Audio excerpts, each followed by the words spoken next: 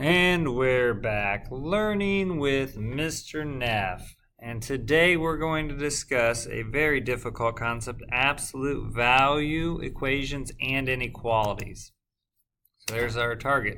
We can solve absolute value equations and we can solve inequalities. And that's really important to know the distinction between the two. So absolute value, we're talking about its distance from zero. Now, can solutions be negative? Certainly in the ones we're doing, but is the distance ever negative? No. Compound inequality from our prior lesson consists of two distinct inequalities involving and or. And contains the overlap. We're talking about an or is kind of going either way usually, or it's one or the other. So let's jump right into this here. Example 1, we're going to solve. And so we're saying what value for x makes that true? That's what solving is. And so in this particular case, the absolute value of x is 6. Well, we clearly know that there are two solutions here. That the value of 6 would make that true if put in there. And the value of negative 6 would also be true for that. So that would be two solutions to that particular one. Okay.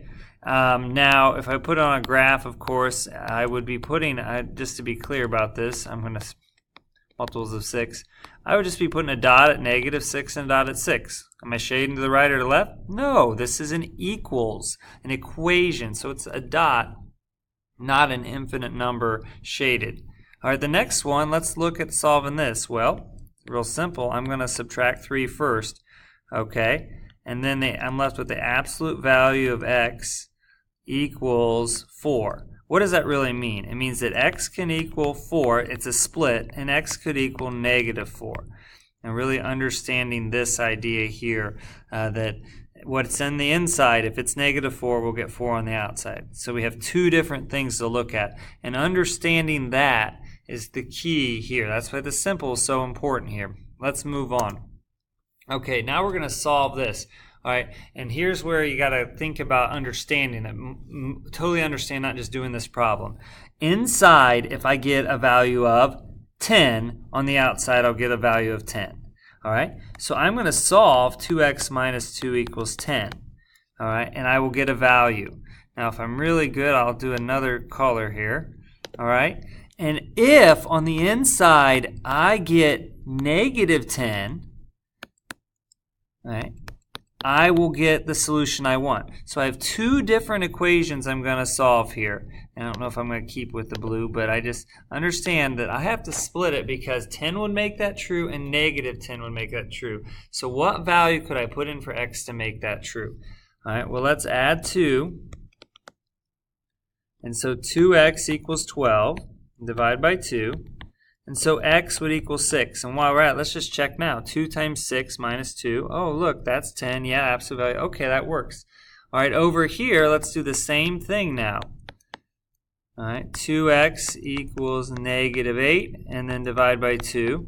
And x equals negative 4. What does that mean? It means that when I put in negative 4 here, 2 times negative 4 minus 2, I get negative 10, which outputs then the absolute value to positive 10. So I have to split it right at this point, and you're going to see a difference here when we split. When I get just the absolute value bars left, I'm going to split it like that and solve. So you really want to note the difference between that and what I'm doing here. Okay, so like right now, some people might say, oh, so you're saying that I should set this equal to 3 and negative 3. Nope, not yet.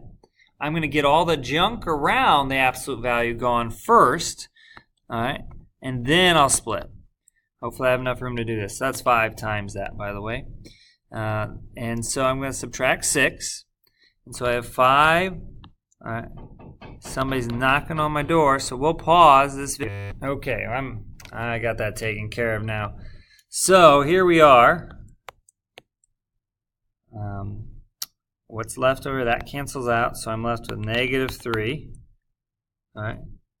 And then, oh, well, I really wanted a better example of this. Okay, that's okay. We'll finish it, all right? But you're going to see something here in a second. Either I wrote it down wrong or I wasn't thinking, all right? So the absolute value of 3x minus 1 equals negative 3/5. Really, now your brain's really got to have something go off in it because there's no real red flags other than you just got to see this. Wait a second, will absolute value now ever be negative? The answer is no, it won't. So this answer is a no solution because of that. All right, so that's important here to understand. Now let me go back with that and say, what if this read -6? So I actually had this. So let's just say, what if I had it reading -6? Well, it would, and so what? Let's just say, let's do it this way. What if it said now positive 3/5 there? Well, then is when I would split it, because then I could actually come up with a solution, and I would solve this, and I would solve this. Equals 3/5 and negative 3/5. So, and that I'd get an answer to that then. Okay, let's look at this one. Now this one's a little bit different.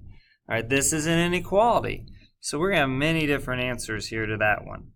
All right, now I think this one I can say, without a doubt, this is going to be treated like an or. 5x is greater than 20. That would work. Or, all right, so the other spectrum of that is 5x, all right, would be less than or equal to negative 20. So it's the other perspective on that. And that's what we're looking at with that particular one. And so when we solve this, we divide by 5 on this side. Oops, maybe. And x is greater than or equal to 4. Meaning, is 5 a solution? Yeah, 5 times 5 is greater than 20. So over here now, we divide by 5. All right, and then x is less than or equal to negative 4 is what we get. Meaning, is negative 5 a solution? Yeah, 5 times negative 5 is negative 25, which produces a value of that. So this is an or problem. We won't even worry about graphing it. But that's saying that it could be on one end of it or the other end of it, and it would be a solution. Okay, this next one here we have negative 2 c, absolute value of c minus 4. And so what we're going to do, we're going to divide first. All right, absolute value of c minus 4 is less than negative 8.4. Divide by negative 2 first. So the absolute value of c minus 4 is less than 4.2. Okay. Now this becomes an and problem. There's a window here on the and. And that is negative 4.2 is less than c minus 4, which is less than 4.2. So I'm going to add 4 here, here, and here. Now I've created a window of my solution. That solution is negative 0.2 is less than c, which is less than 8.2. How did I do that? 8.2. That's my window where it's smushed together, and any number in that window will make that true. So that was an and problem, and the other was an or problem.